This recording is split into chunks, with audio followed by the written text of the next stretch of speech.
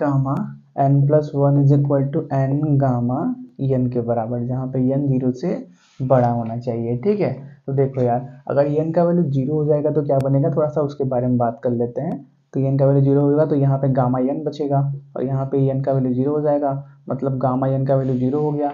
लेकिन gamma n का value 0 होता नहीं है, एक स्पेशल केस में 0 हो सकता है, हमेशा 0 नहीं हो सकता। इसीलिए क्या किया उसने, बोल रखा है कि n का वैल्यू 0 से बड़ा ही लेना। ठीक है, आगे बढ़ते हैं। तो इसको कैसे प्रूफ किया जाए, तो स्टार्ट वहीं से करते हैं। वी नो दैट जो हम गामा n का वैल्यू जानते हैं कि गामा n कितने के बराबर होता है, इंटीग्रल 0 से इन्फिनिटी e के पावर माइनस ई एक्स के power n minus one d x जानते हैं, यहीं से स्टार्ट करते हैं। अब यहाँ पे n का वैल्यू होगा n प्लस वन, पुट करेंगे तो क्या बनेगा, गामा n प्लस वन बनेगा। राइट में इंटीग्रल 0 से इन्फिनिटी e के पावर माइनस ई एक्स के power n plus one minus one d x, तो minus one plus one cancel, मतलब क्या बना, इंटीग्रल 0 से इन्फिनिटी e के पावर माइनस ई एक्स के पावर n डी एक्स बना। अब क्या करते हैं, u भी दो फंक्शन है, तो कौन u बनेगा कौन u बनेगा कौन b बनेगा इंटीग्रेशन के टाइम, ये ऐसे पता चलेगा। एक्सपोनेंशियल तो ये बन गया सेकंड फंक्शन, ये बन गया फर्स्ट फंक्शन। स्टार्ट करते हैं इंटीग्रेट करना। तो पहले क्या होता है, आपका u बाहर होता है, मतलब फर्स्ट फंक्शन बाहर, तो x के पावर n बाहर। इसको डिफ्रेंशिएट इंटीग्रेट करेंगे तो e के पावर माइनस एक्स का e के power minus x upon minus भी आने वाला है, इसको बाहर रख लेते हैं। इंटीग्रल 0 से इन्फिनिटी, फिर क्या माइनस, इसको डिफ्रेंशिएट करो, x के पावर n का x के रिस्पेक्ट में, x के पावर n का n x के पावर x के पावर n माइनस वन, फिर इसको इंटीग्रेट करो तो क्या बनेगा, माइनस माइनस प्लस e के पावर माइनस एक्स। और फिर क्या, इस पूरे को क्या करना है, इंटीग्रेट करना है 0 से इन्फिनिटी dx। ठीक है, तो पहले यहाँ पर लिमिट रखते हैं, इसको ऐसा लिख लेते हैं, x के पावर n अपान e के पावर x। ठीक है, e के पावर माइनस एक्स नीचे आ गया, तो e के पावर माइनस एक्स नीचे आ गया, तो e के पावर x बन गया। ये चल रहा है ना, हाँ चल रहा है। ठीक है, तो विद इन लिमिट 0 से इन्फिनिटी, यहाँ पे देखो माइनस एक्स की जगह पे पहले इन्फिनिटी रखेंगे, तो इन्फिनिटी अपान n मतलब क्या, इन्फिनिटी हो गया, अपान e के पावर इन्फिनिटी मतलब क्या, इन्फिनिटी हो गया। माइनस जीरो रखेंगे तो जीरो अपान ई के पावर जीरो मतलब क्या, वन हो गया। मतलब क्या, यहाँ पे तो जीरो आ गया, लेकिन यहाँ पे प्रॉब्लम हो गई, इन्फिनिटी अपान इन्फिनिटी फॉर्म आ गया।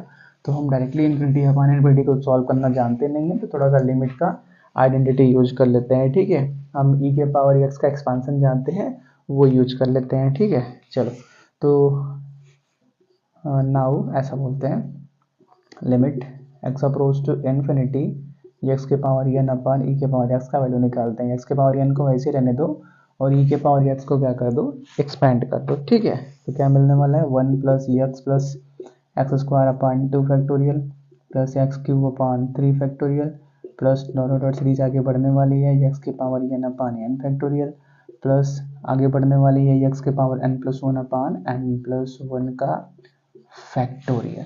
ठीक है, तो अब क्या करते हैं, इस x की पावर n को जो ऊपर है उसको नीचे लाते हैं। ठीक है, तो क्या बनेगा, वो लिखते हैं, तो limit x approach to infinity, zero लिख दिया था ना, इन्फिनिटी रहेगा ना, जीरो पे प्रॉब्लम नहीं हो रही थी, इन्फिनिटी पे प्रॉब्लम हो रही थी। जीरो पे तो आराम से वो वही जीरो अपान वन मतलब जीरो बन गया था, इन्फिनिटी पे प्रॉब्लम हो रही थी, तो लिमिट को इन्फिनिटी टेंड कराओ। ठीक है, एक्स के पावर n अपान ई के पावर एक्स इक्वल टू क्या बना, इसको नीचे ला रहे हैं ना, तो वन के नीचे आ गया एक्स के पावर n प्लस यहाँ पे भी नीचे आएगा एक्स अपान एक्स के पावर n, तो एक एक्स कट जाएगा, एक्स के पावर n को बेस में किया, उसको क्या लिख सकते हो, ऊपर एक्स है नीचे क्या है, एक्स के पावर n को क्या लिख सकते हो, एक्स के power n minus one into x लिख सकते हो, एक्स से एक्स कैंसिल, मतलब क्या बचेगा, वन अपान एक्स माइनस वन एक्स के पावर n माइनस वन।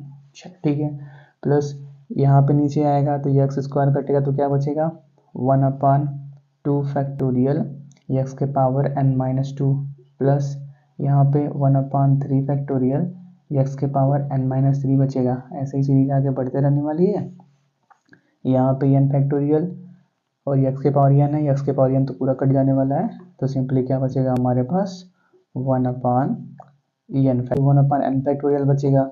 और यहाँ पे देखो ऊपर क्या है, एक्स के पावर n प्लस वन है और नीचे n प्लस वन का फैक्टोरियल है, और n फैक्टोरियल भी नीचे आ जाने वाला है, तो एक्स के पावर एन प्लस वन को क्या लिख सकते हैं, एक्स के पावर एन इंटू एक्स लिख सकते हैं। तो ये कैंसिल, मतलब क्या बचेगा, एक्स अपान एन प्लस वन का फैक्टोरियल बचेगा और ये सीरीज आगे ऐसे ही बढ़ते रहने वाली है। यहाँ पे प्लस डॉट डॉट डॉट कर दो, ठीक है।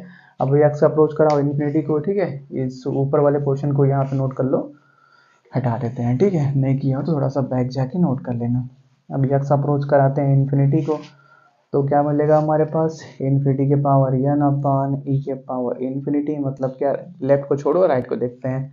तो 1 यहाँ पे इन्फिनिटी के पावर एन मतलब क्या, इन्फिनिटी मतलब 1 अपान इन्फिनिटी मिला, प्लस इन्फिनिटी के पावर समथिंग मतलब इन्फिनिटी, तो 1 upon infinity plus 1 upon infinity plus dot dot dot आगे बढ़ते रहेंगे।